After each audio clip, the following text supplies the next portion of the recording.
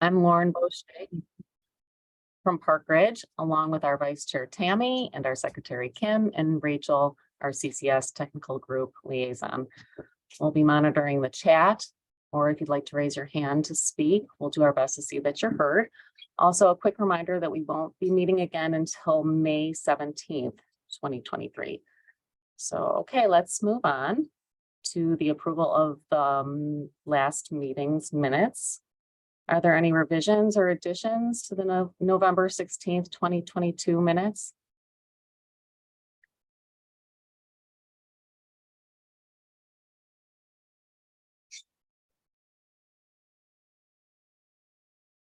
Okay, seeing none. If there are no changes to the minutes, they're approved as written. Are there any additions to the agenda?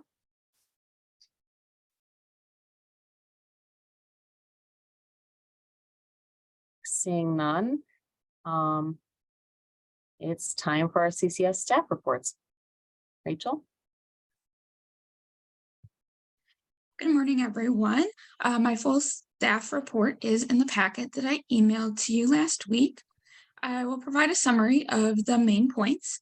CCS will not be upgrading the production server until it can be updated to version 7.4 in the spring. However, I will still be holding the bibliographic records training that you've probably heard of for version 7.3 on February 22nd at 10 a.m. You can register on L2. This training session will cover importing bibliographic records, editing bibliographic records, deduplicating the records, which we do now have the capability of, and creating new bibliographic records. We should be able to upgrade the training server to version 7.4 by the end of March. This will include publication pattern functionality and printing serials labels. So you should be able to fully check in and print your serials labels when new issues arrive. So at that time, I will be leading serials training on serials check-in again. The CMC cataloging documentation for CCS libraries has been finalized, so I did send a link out to you in the packet. This is another free option for cataloging services in addition to Rails new service. So if you have any questions about CMC cataloging services, please contact the CMC. Backstage Library Works has a new service to retroactively add homosource headings to records. Virginia and I analyzed its capabilities, and CCS has decided to utilize the service to add headings to the records that don't have the homosaurus headings already in them. Are there any questions about my staff report?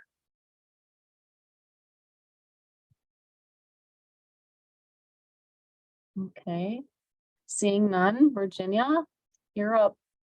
Okay, thanks. I also put my my staff report in the packet also. It's nothing really terribly exciting.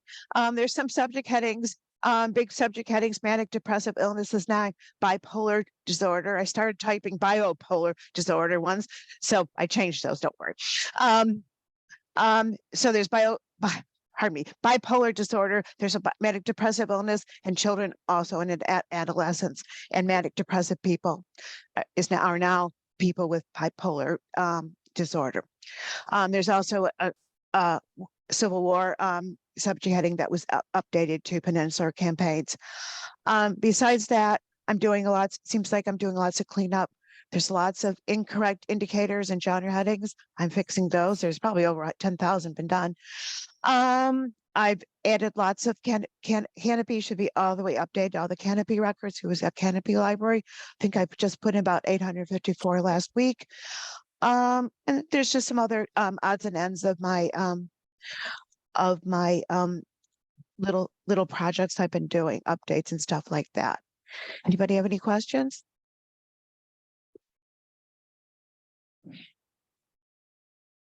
It's back to you, Lauren. Okay, thanks, Virginia. All right, let's move on to our scrap reports. Rachel? The links to the recording and the minutes of the previous scrap meeting are in the packet. To summarize the meeting, scrap continued to discuss a proposal for new local subject headings for media tie-ins. The discussion will be brought to the next PAS meeting before making a decision. Scrap reviewed the CMC document, and Jamie King proposed indexing the 508 and 511 fields in the pack. Before deciding to do this, CCS staff need to research and test the effects of indexing these fields and its effect on the search experience. Scrap passed a motion to recommend that the genre headings with the second indicator of 0 be changed to 7 with the subfield to local. This change will make the headings more consistent. And John will provide more information on his proposal for media tie-in headings. And then we will be coming back to the topic of the indicators for genre headings. Excellent. Thank you, Rachel. John, John, where are you from? Indian Trails. Indian Trails, thank you, is now going to give us an overview of the media tie-ins local subject heading proposal.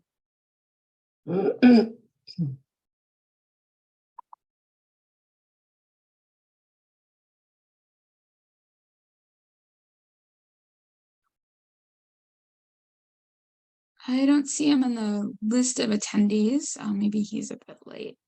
I Okay, need to come back to that. all right. Should we move on to the vote for local genre headings? You know what? I know he's Mhm. here. I can go check and make Okay, sure he's great. getting on. If you give me a minute. Sure, thank you.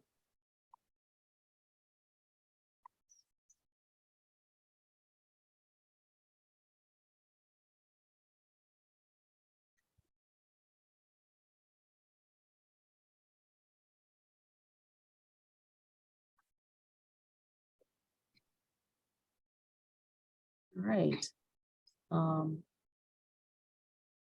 Should we move on to the poll?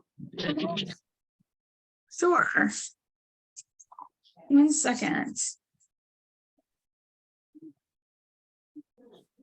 I'll just throw up this slide so that you can see my map of where our new office will be.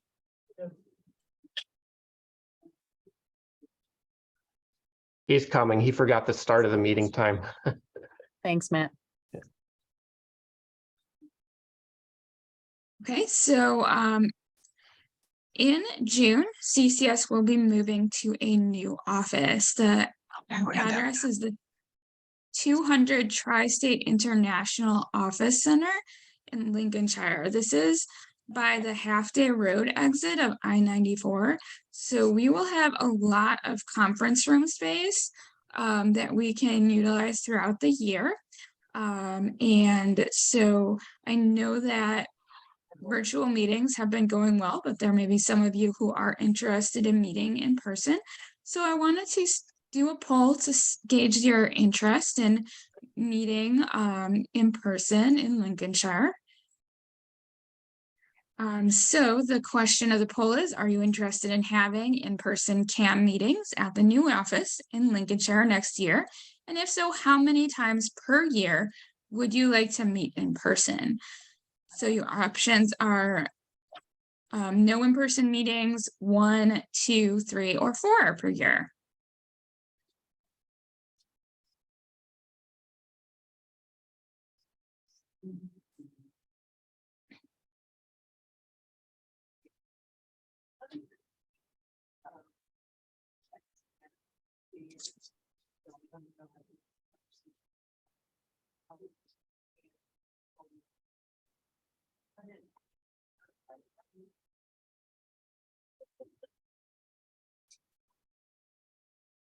I'm going to wait a little bit. It looks like there's still a few more people that haven't responded.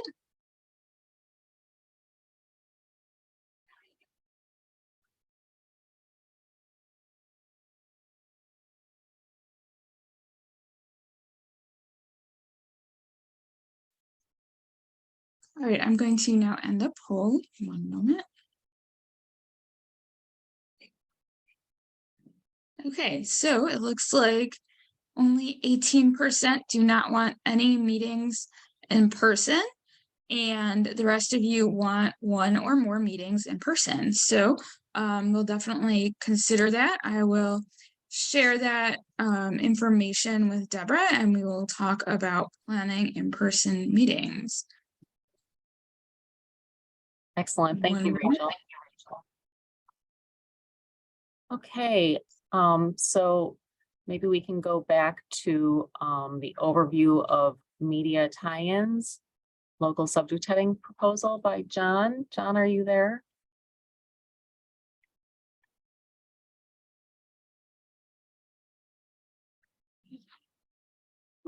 Yeah, I'm here.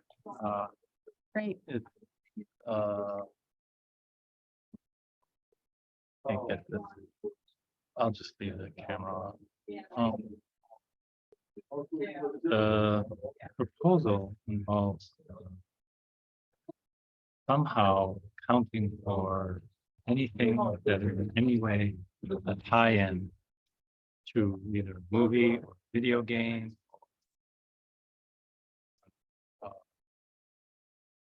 television program, and just to keep the materials together, because it could be audiobooks, it could be easy readers, could be print, could be juvenile, could be adult, just to keep the doesn't matter what the material is, if it's tied into something in some way. I was hoping to link them, and they could be based on a particular episode or just the show itself, so that causes, links could be messed up because it could be based on one particular aspect of something that doesn't have the same title as everything else. Like, Minecraft has different video games, not just Minecraft, and books based that tie into a particular Minecraft game are going to have a different uniform title that they tie into. So they won't all be together. They'll be under all these different video game headings. So basically the proposal is to have something like, at the most general, just a heading like media tie, or if it's slightly more specific, TV tie-in, movie tie-in, or video game tie-in as a heading. John, forgot can the you word. explain for everyone the difference between a tie-in and an adaptation? Well, adaptation is almost an exact reiteration, just a different format. Like, like an episode of Pokemon can be adapted into an easy reader, and it would have like screenshots of the television program as the illustrations. So that would be an adaptation. But there's tons of books that have something to do with Pokemon, and it'll either say, based on blah blah blah episode, so you can have that as a tie-in. Unless it has like those screenshots, then it's an adaptation, or any kind of other, like a video game can be a tie-in to the television program as well, and that would be a TV tie-in. I mean, a video game tie-in in the 7:30 to the television program Pokemon, and then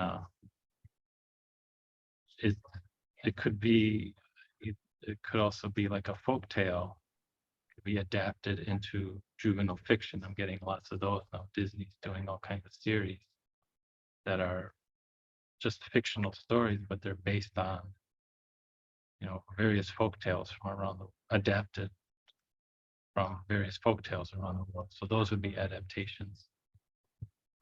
It's not exactly the same story. They just adapted it into a novel, but it's very close to the same story. That would be an adaptation. And adaptations are basically like just a different format of the same thing, like they do with, I don't know, operas and librettos and stuff like that. They're adapting stories to different performances. And tie-ins are just the basic example. I have a Star Wars, and just about any Star Wars book, the tie-in to the Star Wars universe. And some of them actually tie into a specific film. So that would be a 730, tie-in based on a particular film. So the other issue with these tie-ins is that they're not all based on something so specific, like a particular movie or a particular video game. I have for example, Garfield. There's a Garfield video game that just came out. It's not based on the comic itself. It's based on the franchise. Like, it's just based on the whole thing. So I put in, Garfield franchise.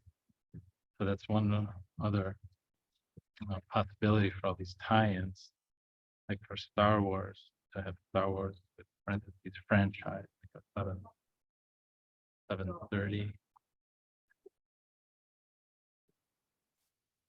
millimeter eye tie-in based on Star Wars, because a lot of those novels coming out now, they don't have like a specific film that they're tying, that they're relating to. They're just in the Star Wars universe, and they come with a timeline. A few pages into the book is the timeline where that book is, before the movies, after the movies, and between the movies.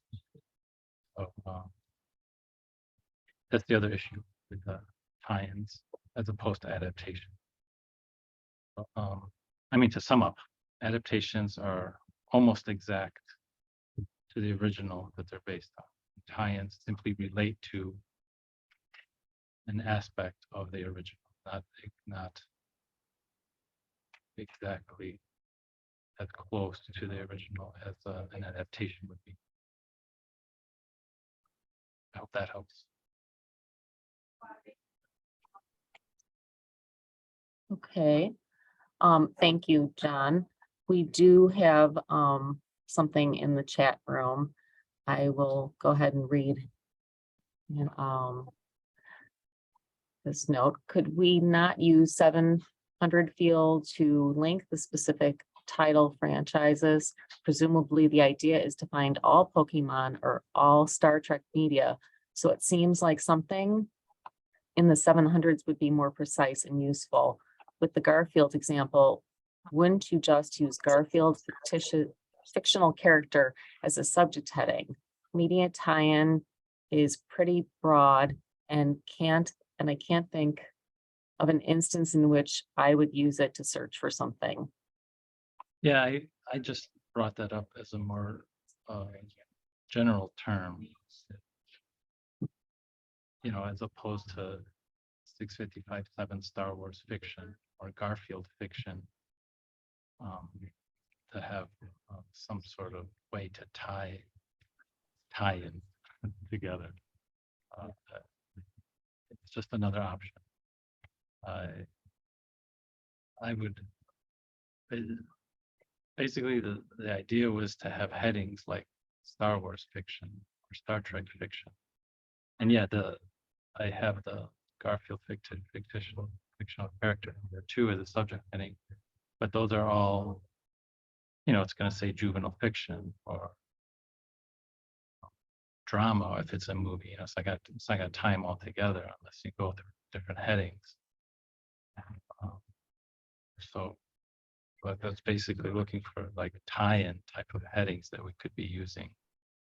If nobody wants to use, Star Wars picture or something, then I was willing to just put something simple like media tie-in.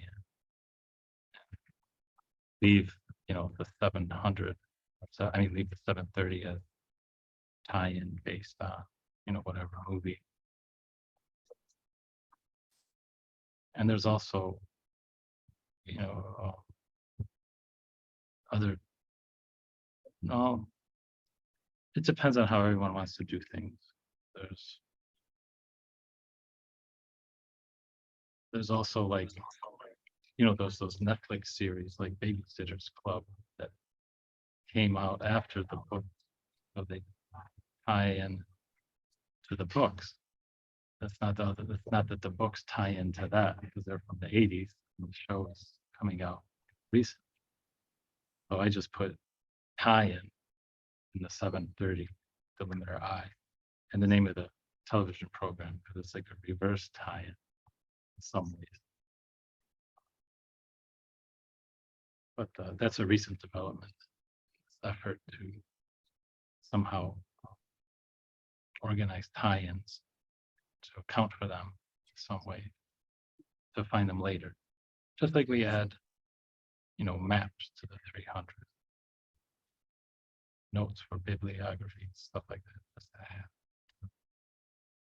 another aspect of the item that could be, in a way, a facet to search for eventually.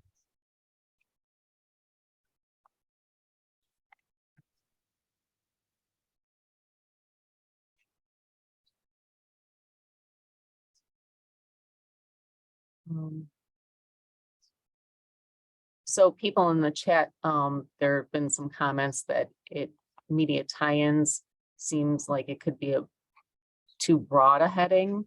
Yeah, I agree. I'm just saying, I know like when this all started, people were against Star Wars fiction, Minecraft fiction.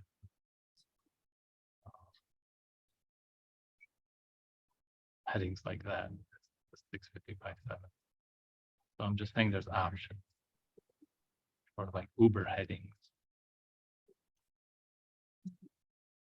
I mean, there's also,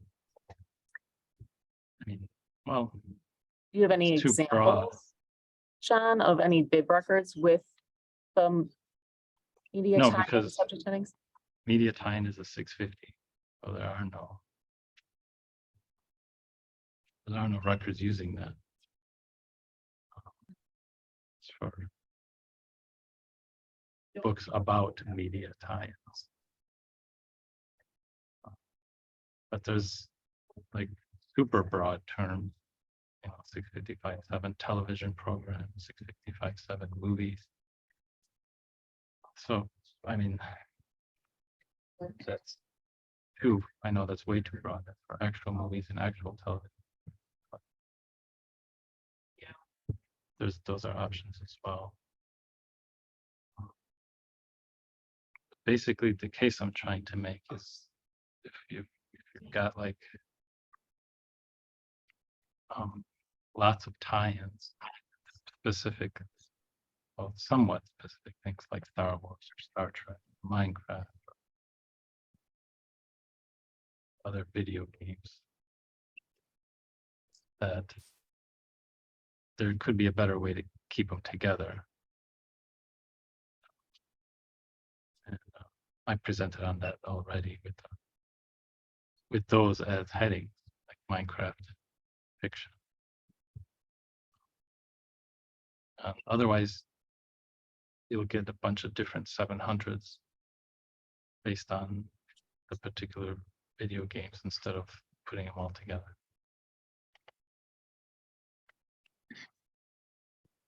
John, I couldn't find my list of bibliographic record examples that you sent me. Do you still have that list? Oh, let me see my email.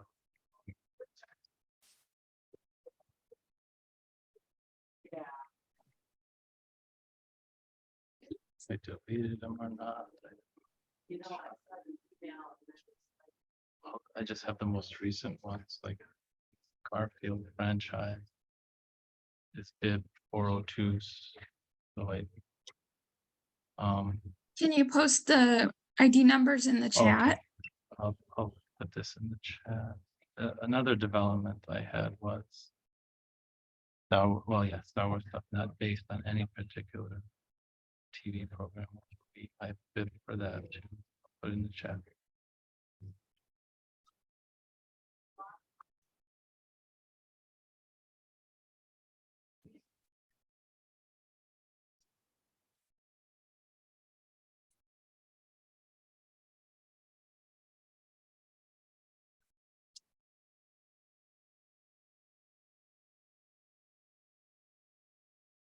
What else I can find?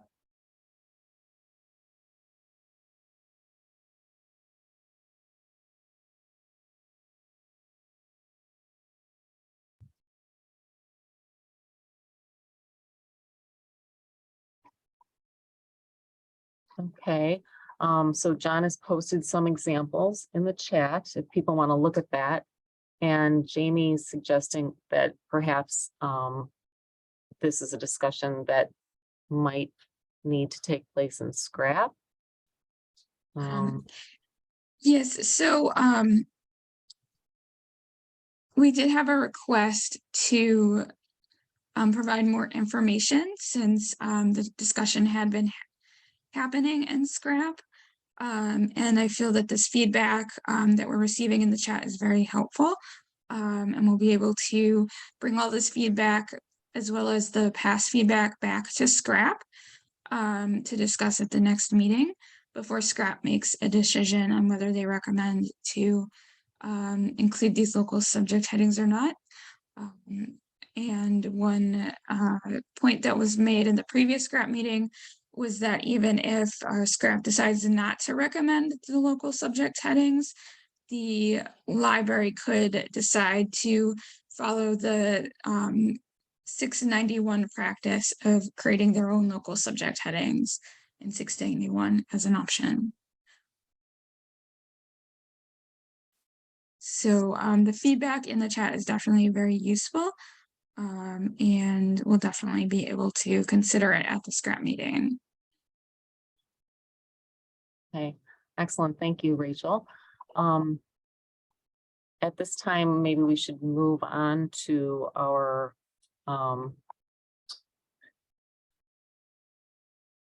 indicators of genre headings. Rachel? Sure.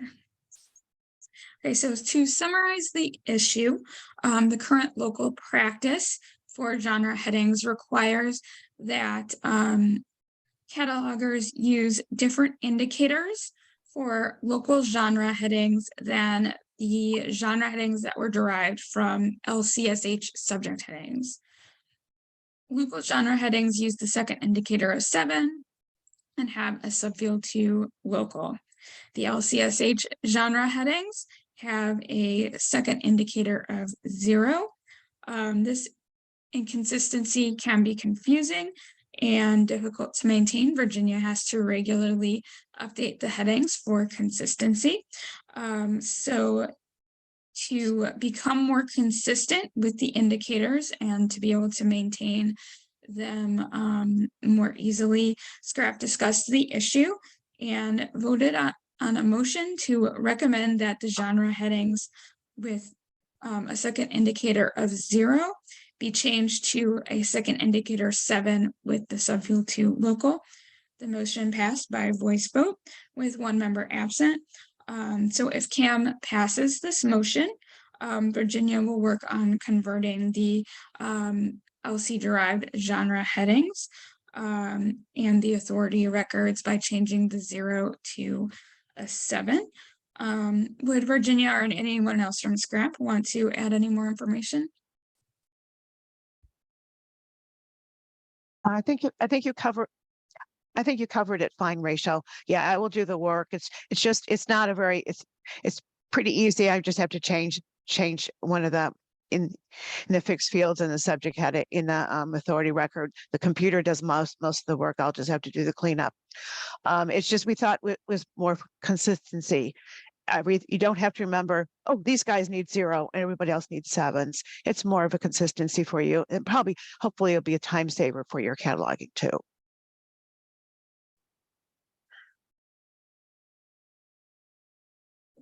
Okay, great. So we're gonna do a vote then. And the motion we're voting on is, should genre headings with a second indicator of 0 be changed to a second indicator of 7 with a subfield 2 local? There is a question in the chat. Adrian asked just a clarifying question. Would this mean then that our only genre headings would be LCGFT, local homosaurus, and Spanish language thesauri? I think there's also an OLAC genre heading on the list. I think we'd also be able to include OLAC in the subfield too. Yeah. Usually you should not be using Spanish subject headings as genres either, please. They're not really genres. Use them as a subject heading. You could do a 650 with a second indicator 7.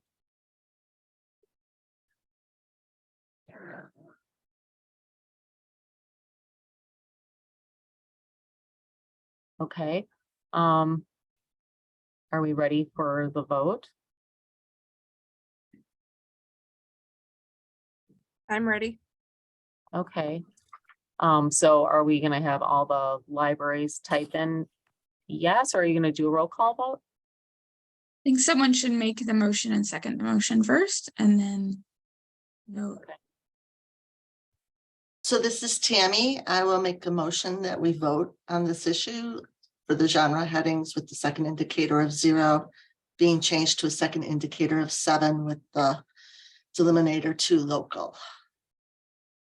This is Nora from Prospect Heights. I'll second that. Excellent, thank you. Okay. Hi everyone, I'm Kim. I'm going to do the roll call vote. So I need one person from each library either to unmute themselves and say yay or nay, or in the chat say yay or nay. Are we ready, Lauren? Yes. Okay. Algonquin.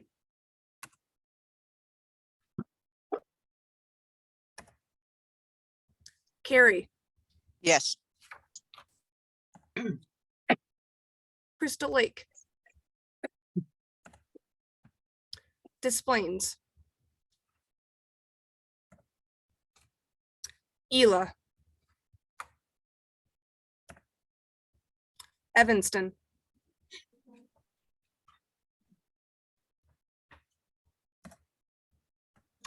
Fox River Valley.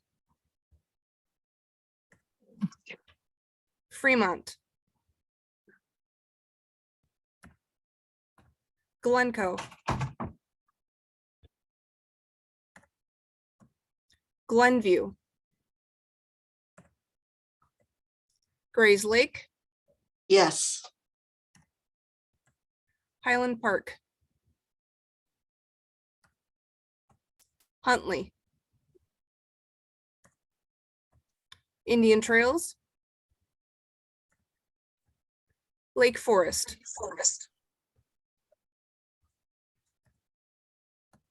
Lake Villa.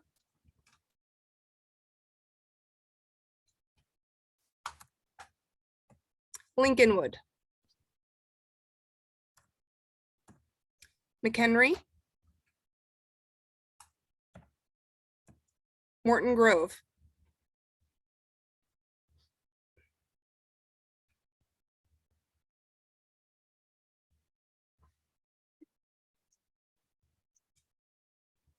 Morton Grove.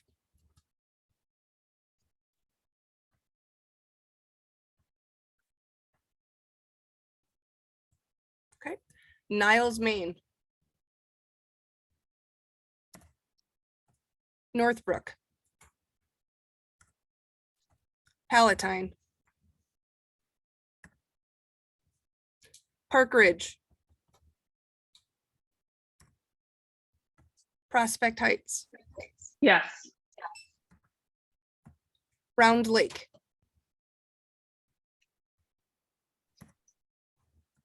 Wilmette.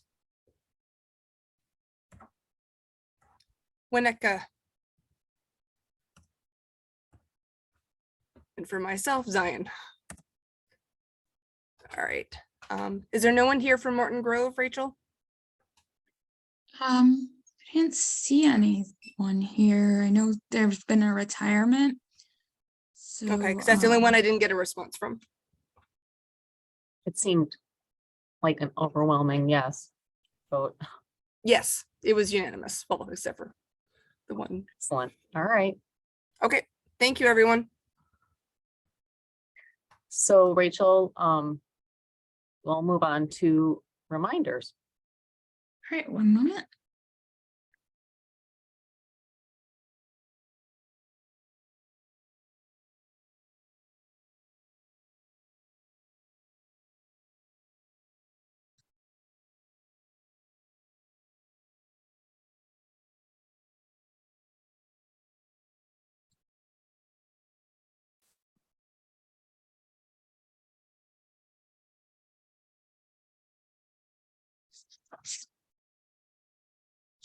So there are several reminders today. The first is to make sure that you check the target audience for your Vox and Wonderbooks records. Someone pointed out that the example on the wiki page had the wrong target audience. So I have corrected the target audience on the wiki page, but this also appeared to affect some of the records, and the wrong target audience had been found in the records. So I did receive a report of a problem when saving records that had very long 505 contents notes. It is best to limit the characters in the 505 field to 3,992 characters. After that, Polaris automatically adds another subfield A to the 505 field, but that causes problems when trying to save the records. So it's important to check how many characters you have in those long 505 notes by copying it to Word and seeing how long it is. And then you need to create a second 505 tag for the long contents notes. And our last reminder is to make sure you use the volume designation of set according to the guidelines in the wiki for those reader sets. Someone pointed out that there are a number of item records that do not have the word set that should have the word set for your reader sets. So please double check those volume designations if you're cataloging sets on one item record. Okay, great. Thank you, Rachel. Ben is our next speaker, and he is going to discuss default price. Ben?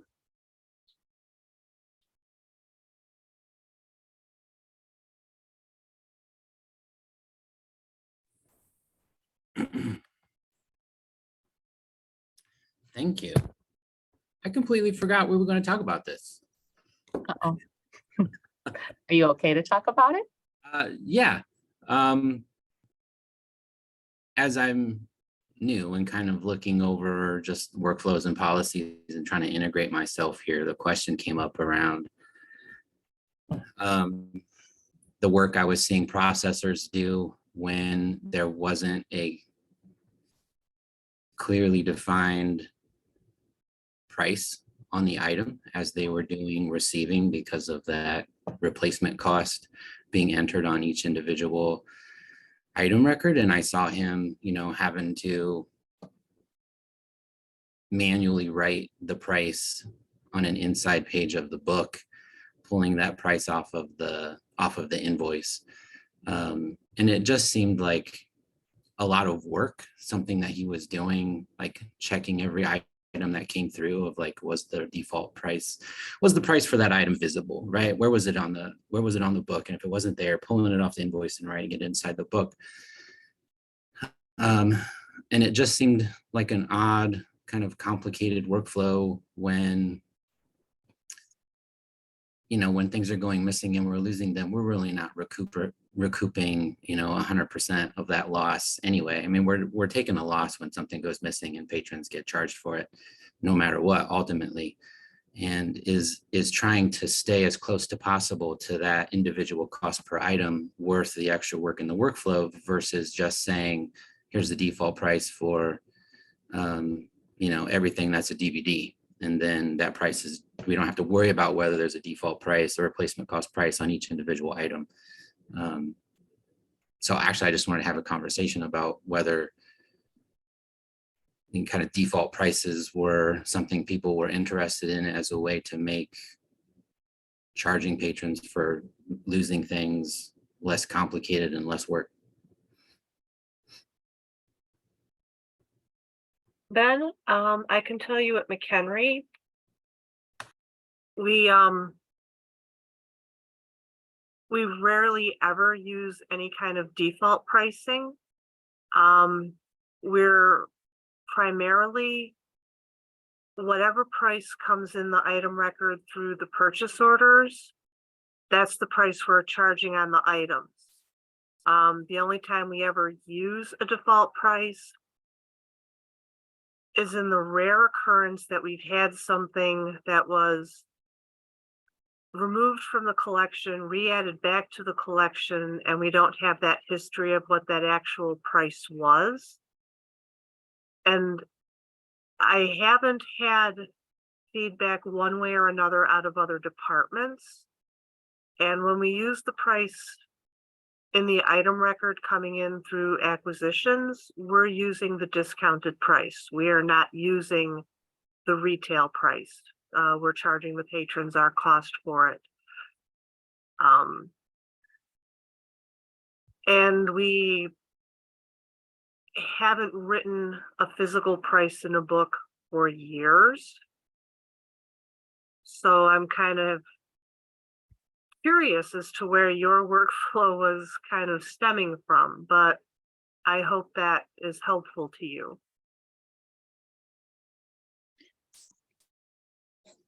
Karin commented in the chat that when they bring in the vendor data records, the discounted price is put in the item records. Kit says that they don't use the default price, nor would they advocate it for it. Becky at Glencoe said she's willing to discuss with the Circ and Adult Services Department at Glencoe, and they use the full retail price, although we pay a discounted price for most items, and Park Ridge uses the full retail price. I can talk about what we do at Carry. For Carry, we do put in the list price. We sometimes I'll write it in the book, but because we do EDI ordering, you can actually go into the item record and see what that price is when you're entering in. It will be listed, the default and the list price and the discounted price are listed per item record on the invoice for the invoice line item type, I guess. I like entering it because of the fact that while the discounted price is what we get it now, that can change, especially considering B&T, they have a policy of after 6 months to a year, and sometimes even closer to 6 months now, that discount goes from 40-some% to 5%. So if a book gets lost and it's still very popular, like the cast book, I don't know if it still stayed the discounted price, but that was, we got it at a discount of $21 and the price of the book is $40. 5 months later, if it's lost and I need to replace it, that book is now closer to $38 instead of $40. So that's a relatively large loss. So that's why I think it's kind of a good idea to go with it. And the bigger issue is also if it's like entering it in manually, I guess if it takes that long, you could probably ignore it for the few books that don't. But mostly, I'm guessing academic and like Rowman and Littlefield are the ones that usually don't have a price listed, and some British publishers. I would say just ignore those and just go back later and do it if you can. But I like doing default prices for that reason, the cost wise. Catherine at Highland Park added that they charge the list price. The general feeling there is that They do not like overcharging patrons for very cheap items, but also not creating an incentive for checking out and paying for expensive items rather than purchasing it from a store at full price. Tiffany from Grays Lake said that they usually charge what it costs to replace the item when the selector makes the decision to repurchase it. Catherine at Highland Park added that that though they do charge the list price, they don't charge any processing fees. Rich Stewart from Indian Trails says that they use the full retail price if available. They have a list of default prices if the actual price for an item can't be determined.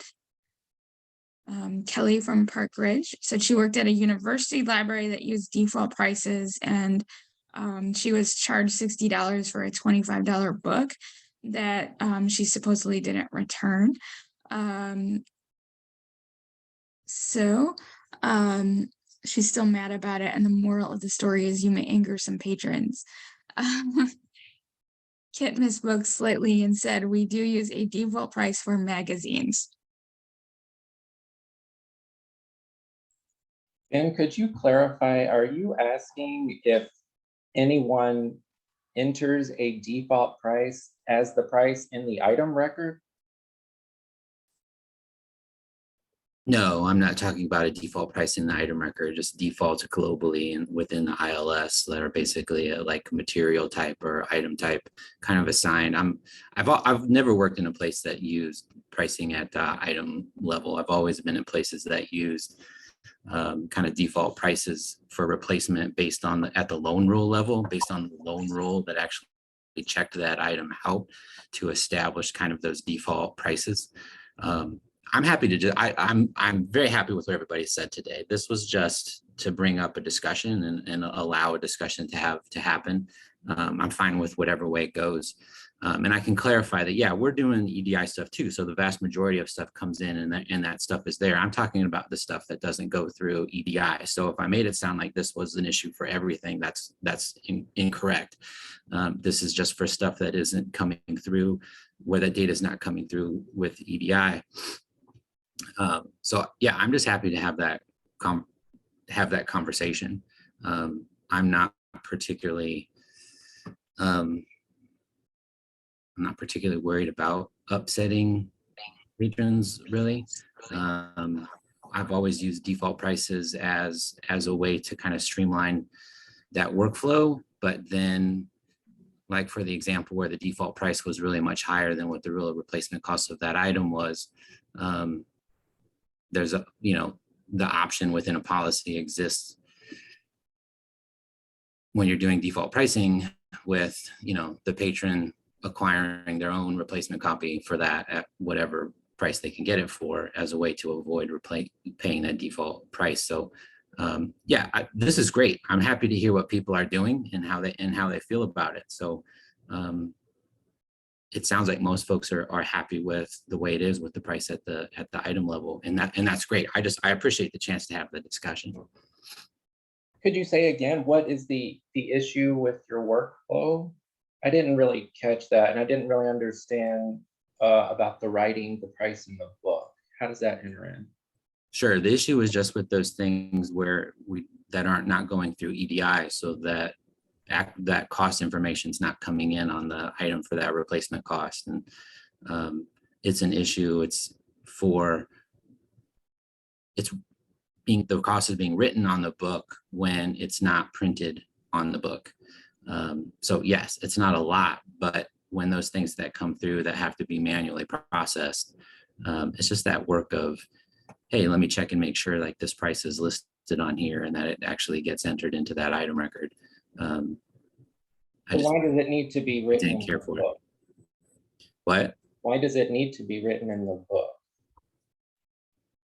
So that there's a record of it, so that because the processor is the person doing the physical processing and doing the receiving isn't the one that's putting that cost on the item record. So when it goes to the person that's actually making sure that item record is fully kind of ready to go, that person doesn't have the invoice in their hand. So the cost on that invoice needs to be transcribed physically onto the item. Do you create manual purchase orders when it's not coming in through EDI? Yeah, for some things, there are manual purchase orders. So they can put a price in the manual purchase order, so then you don't have to write it in the book?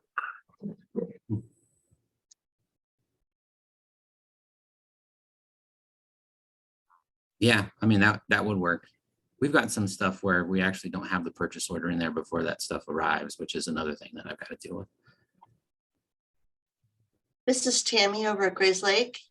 And I've run across a few things, mainly like our reference materials. We'll get a few titles there where I won't have the price for to put into the item record. And I'll go to the acquisitions clerk or associate rather, and get the price of the item, and I'll use the full price, not the discounted price usually. But they're usually reference items. They don't usually disappear. We don't worry about billing so much for that. It's just something that's going into the item record. And it only probably happens 2 or 3 times a year. So the workflow doesn't really cause an issue for us, but we are smaller than Evanston, so.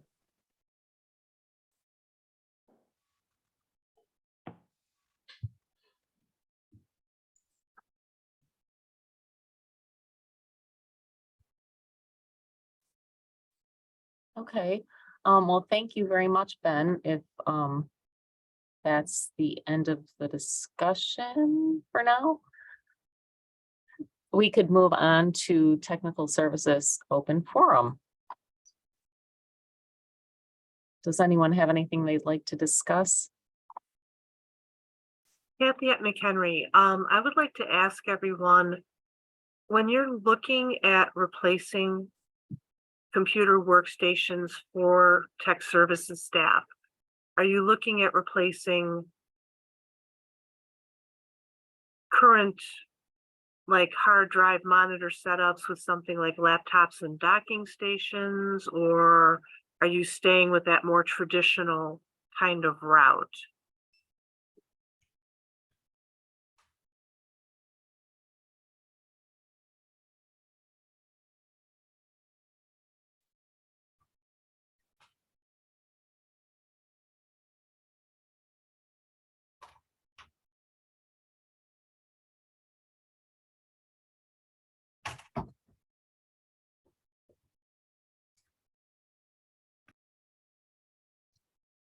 There's a comment from Lynn in the chat that they still have desktops with very small CPUs.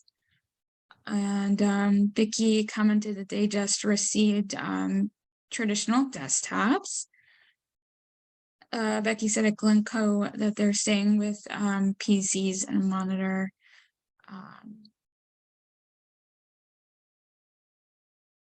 And Vicky says that Algonquin, they do have 2 screens. And Karen at Fox River Valley said that the replacement computers were not laptops, unless they were working from home.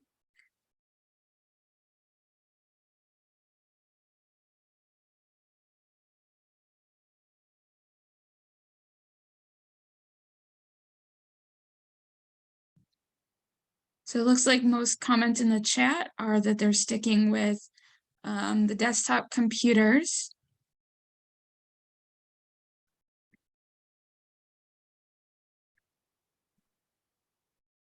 Thank you, everyone. Thank you, Kathy. Does anyone else have anything they'd like to discuss in the open forum related to cataloging, acquisitions, processing? I do real quick, Lauren. Hi, my director wanted me to ask real quick. We use Discover Books for a lot of our donations, and recently they have changed what they accept. They no longer accept AV materials. So it was brought up at the administrators meeting, I think earlier this year, and there was some discussion about how to handle all our AV instead of throwing it out. I was wondering if any other libraries had any other further discussions or any other ideas what they do with their AV that they can't sell in their book sales. This is Becky at Glencoe, and we can still give our music CDs and our DVDs to the friends. They'll still accept those, but audiobooks, they don't want audiobooks anymore. And evidently, and I can dig up the information and post it on the CATS list, but there's a place in Skokie where you can just drop off things. And our children's librarian took over a whole bunch of boxes, and it's unmanned or something. I don't know all the details, but again, I can find out. And she just dropped off a whole bunch of boxes. And so we're going to look into doing that. We don't have anything right now because we haven't done a big audiobook weed lately.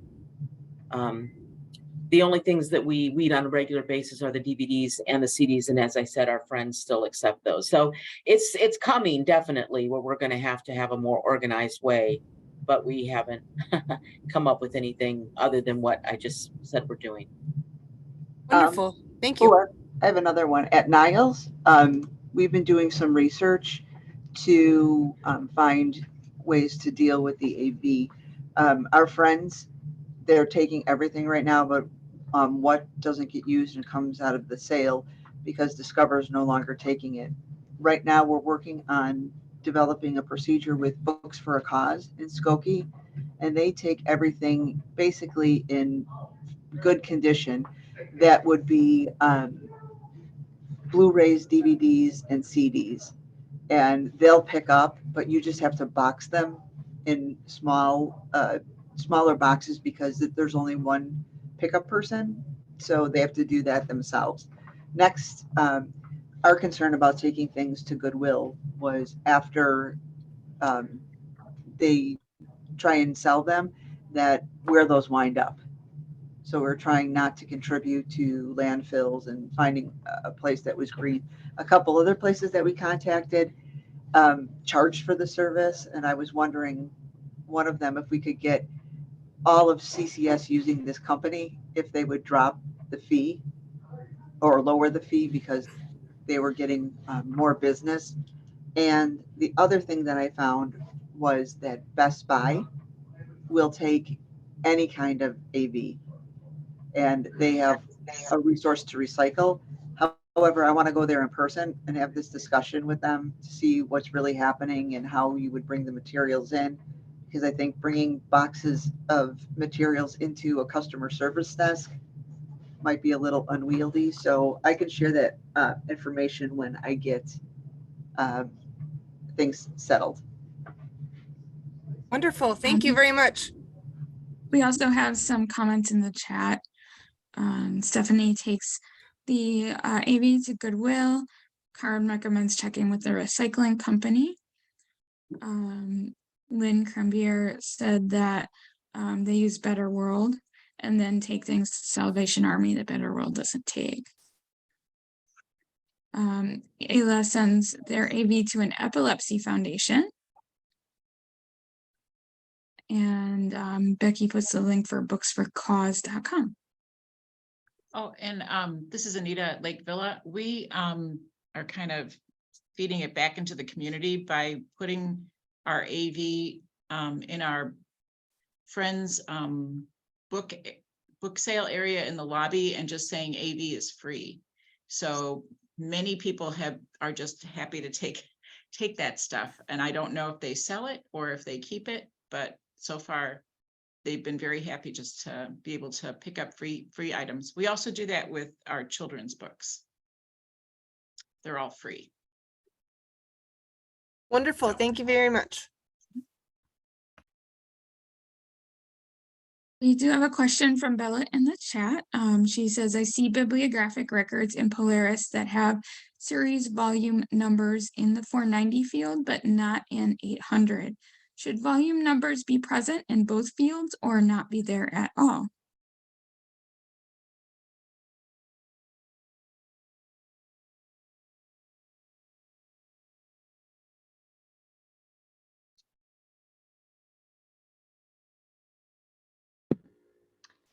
So the bibliographic, or I'm sorry, the authority records for the series actually tell you if the series numbering should be traced in the 8XX field.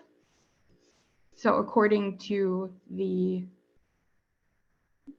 series authority is whether, it depends on the series authority as to whether you would put numbering in the 8XX field is what I'm trying to say.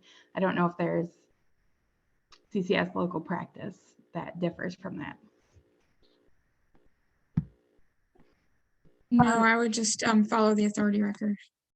I would follow the authority record. Authority in the authority record, it should be in I think it's a 642. You look in the authority record, it will show you how the volume is supposed to be portrayed, like fourth or second or 1, 2, 3 or anything like that. That'll be in the 642 of the something like that of authority record. Follow that. When in doubt, if you put in both places, if you have an 800, put it in. The 842 is absent. And sometimes it is because people do put it because sometimes there's authority record that doesn't, it really says not to do it. But of course you have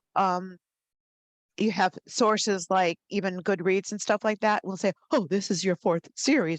Then so people put forward because they think it would be beneficial for your patrons. So I would just follow the authority record if you can.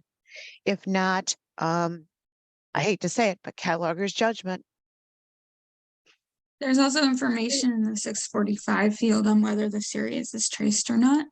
I posted links to information on 642 and 645. If there's no 642, that means that there is no volume numbering. Right.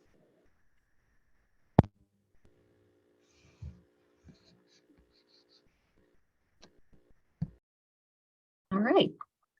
Is that it for the technical services open forum? Any more questions?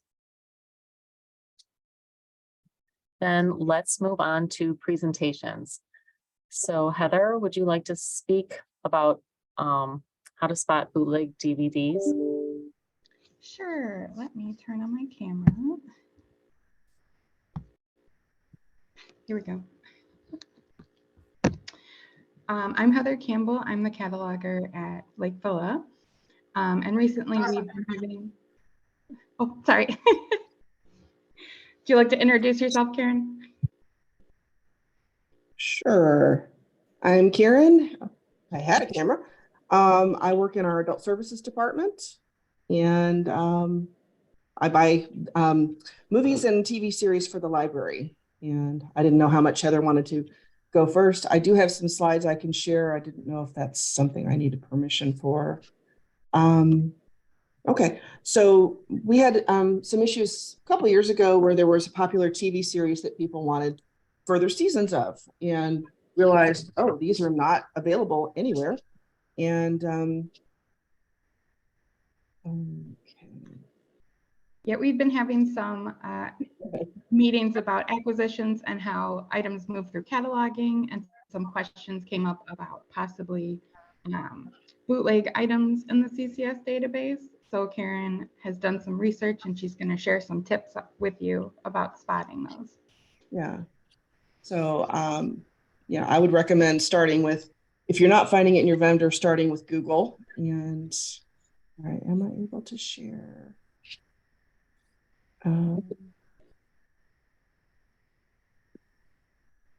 Let's see, I don't know if that's even out there.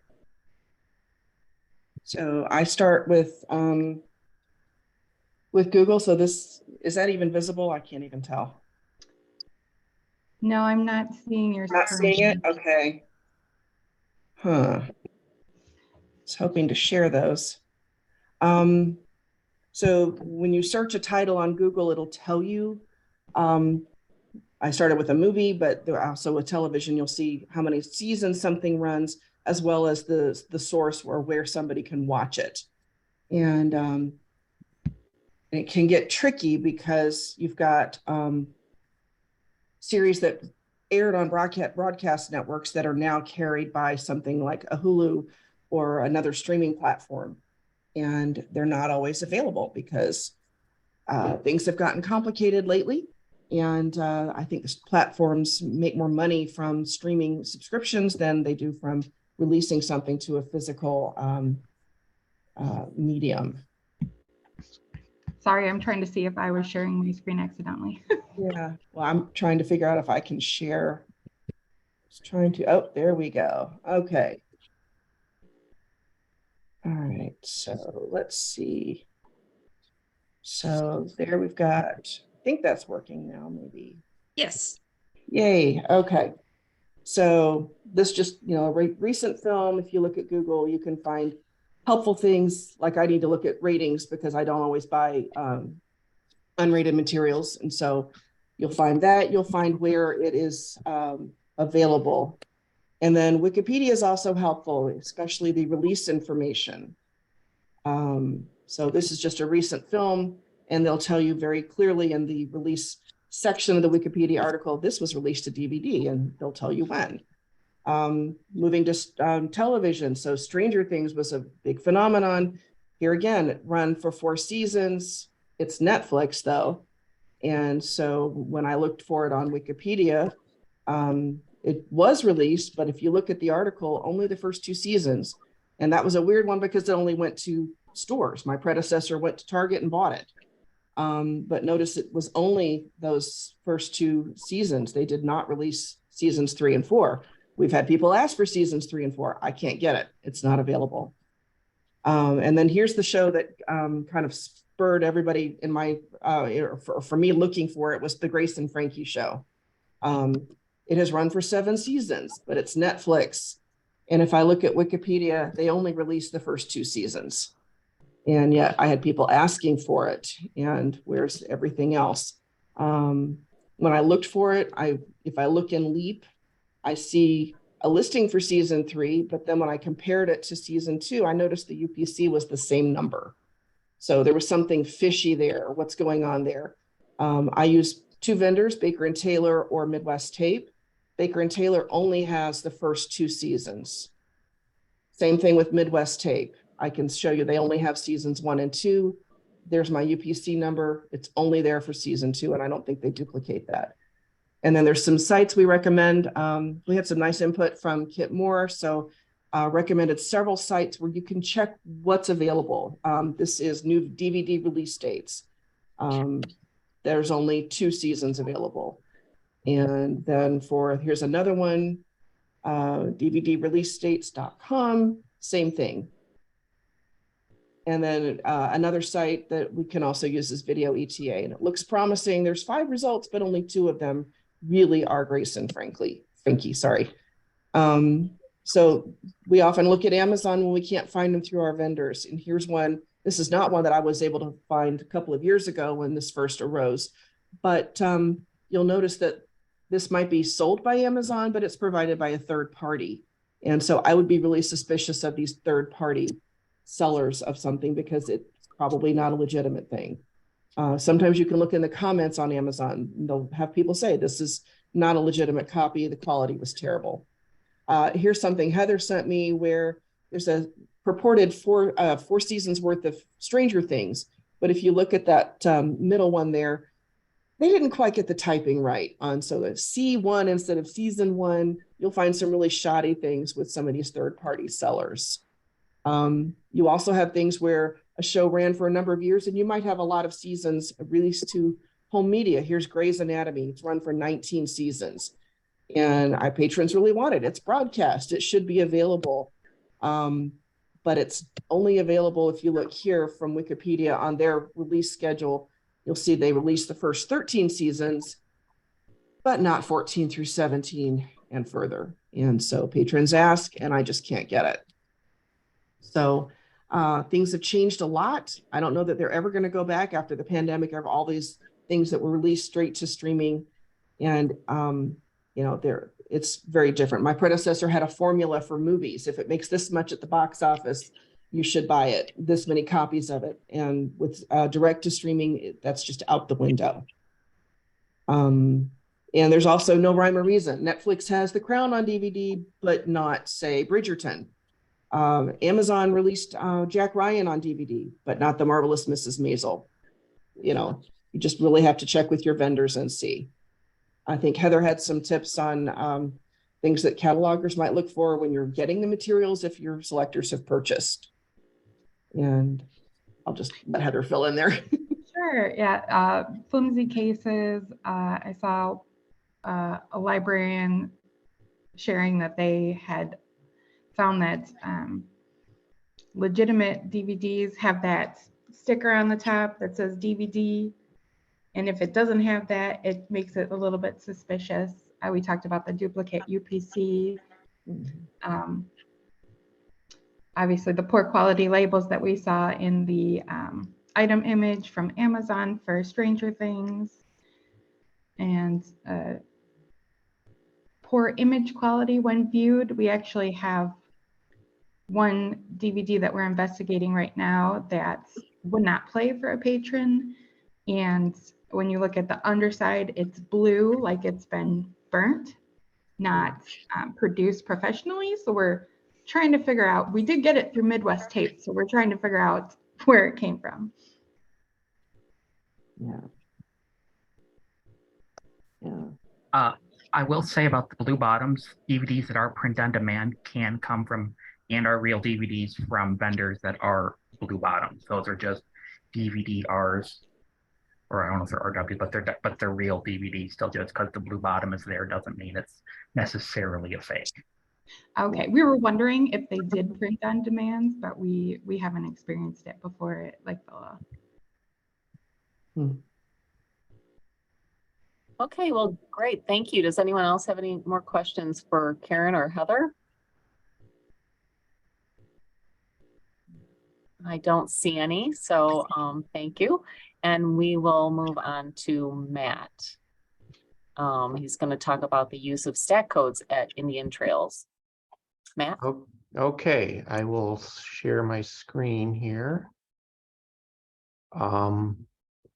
And it looks like I am not able to share. I think I need that to be enabled maybe by the host. I just made you co-host. Wonderful. Okay. Right. Okay, does everyone see that? Yes. All right, great. I'm Matt Teskey. I'm the manager of material services here at Indian Trails.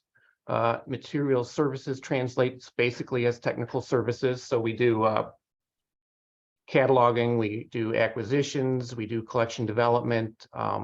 We also do interlibrary loan. I was asked to talk about stat codes, and mostly I'm going to talk about it from the viewpoint of Dewey numbers in a way to get more precise statistics on the nonfiction collection. I'm just starting to really use this to get more data. So at the basic level, stat codes or statistical codes are one of the elements of the item record. There is a particular stat code for every Dewey decade. If you have no idea what a stat code is, looking at a regular LEAP record, of course, we see the classification number down there at the bottom. And right above is the field for the stat code. And they're on a drop-down menu in LEAP and in the client. Here's the same record in the client. Again, your classification, and then there's where the stat code is for that. Just to give you an idea of our situation, prior to joining CCS, we were a standalone Horizon library. We did have stat codes in Horizon. Most material had it, not everything did. We obviously joined CCS, and we planned to migrate from Horizon to Polaris in late 2019. About the same time we made the decision to migrate, we had started using Collection HQ with selectors in January of 2019. We made the decision to build Collection HQ knowing that we would be probably migrating and would need to rebuild it. If you're not familiar with Collection HQ, you need to go in and basically tell Collection HQ exactly what your collection is like. It's almost like migrating to a new ILS. So we went through a Collection HQ process with our selectors called Collection Check. That basically highlights the items in the collection with the oldest activity dates so old that you should really do a check on the shelf to see if it's even there. So we did that and we're able to get a good weed done before the migration.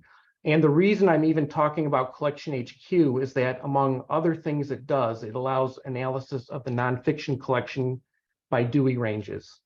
It doesn't group them by Dewey decade necessarily every time, but by subject. And I'll show you what that looks like in just a minute. So like I said, we migrated to Polaris in November of 2019. At the time of the migration, I did not worry too much about whether an item did or did not have a stat code. I had too many other things to contend with at that point.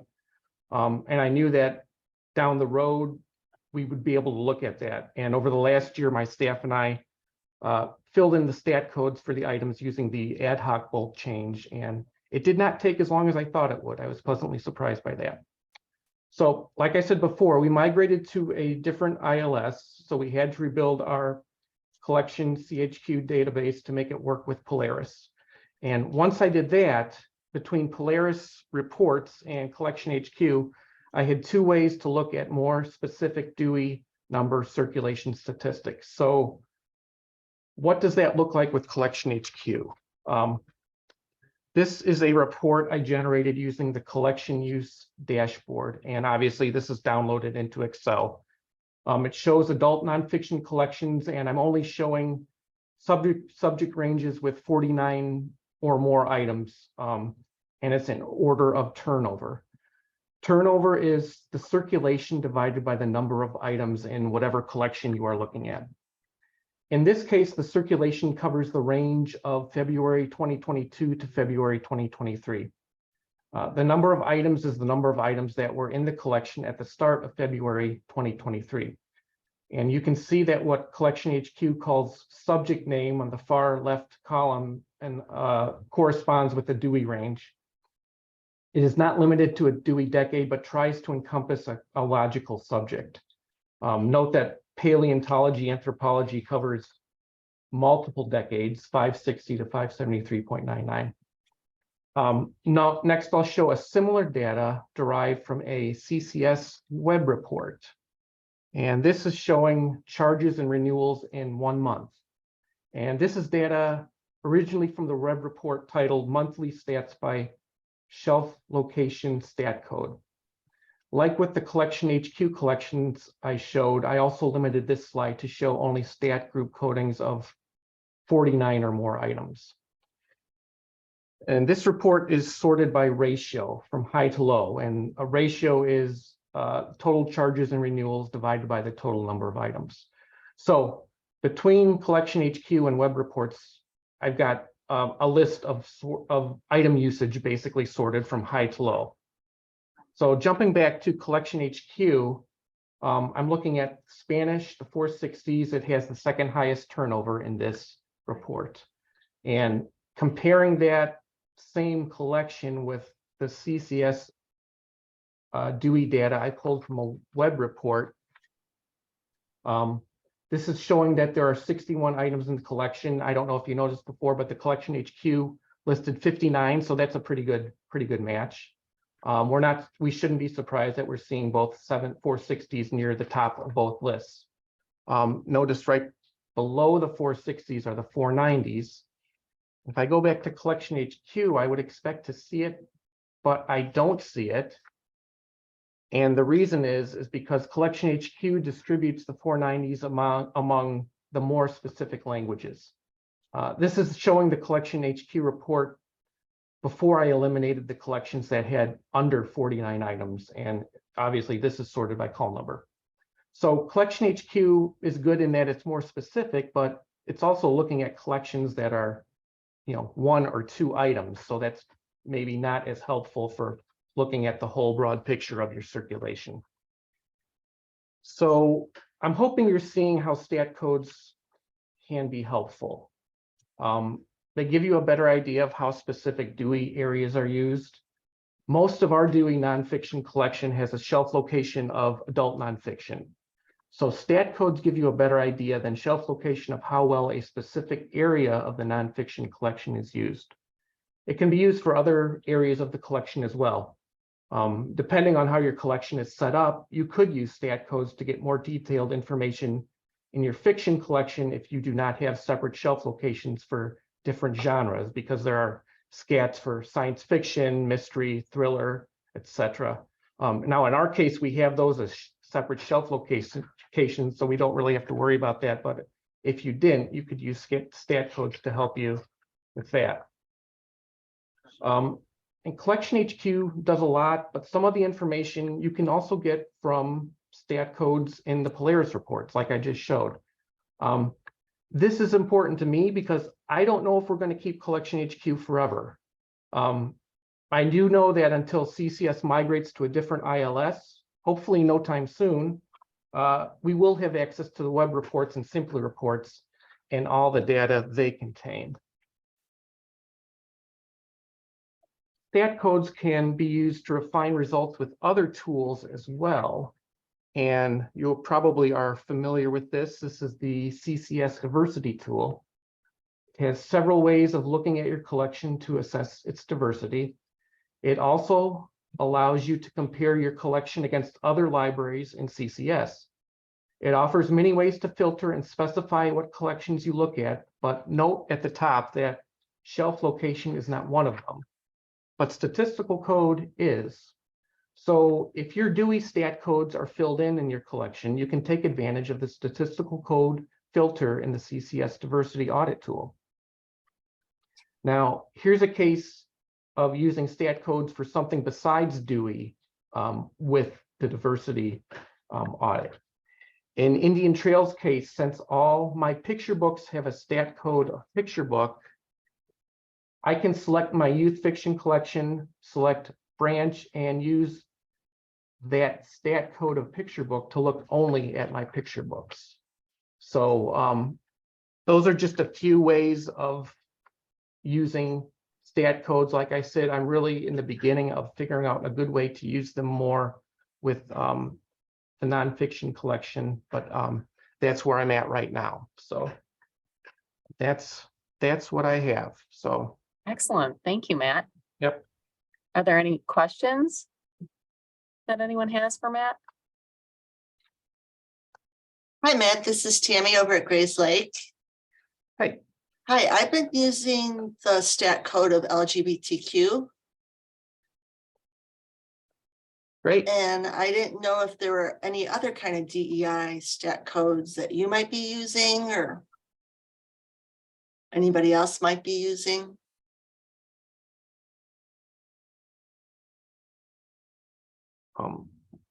One other code that we are actually using is, and I can't remember specifically what it is, but it relates to our makerspace and those kind of items. We had a stat code created for that. Actually, I believe Deborah suggested that I bring that forward, and then that was voted on as a stat code. So that's another thing I should have mentioned too. If there's something in there that you think is really going to be useful, go to Deborah and Rachel about it. They might actually suggest that it be a stat code that can be incorporated into what we are offering at CCS. So. Okay, thanks. Yep. And Vicky at Algonquin has a question. Is there a way to use more than one stat code? I don't believe there is. No. I think that there's only one, and unless they had another stat code field, I don't think there's any way you could do that, but. Okay. No, unfortunately, Polaris only has one stat code field. Yeah. And Karen commented there is also a stat code for Library of Things. Yeah, I think that's the one I was talking about. Yeah. Okay, great. Well, thank you again, Matt. And now we can move on to announcements. Does anyone have any announcements?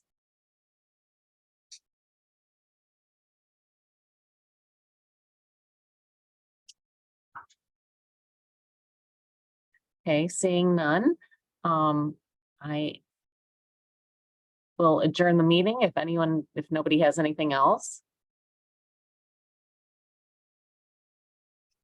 Our next meeting will be May 17th, 2023, starting at 9:30 a.m. Do I have a motion to adjourn the meeting?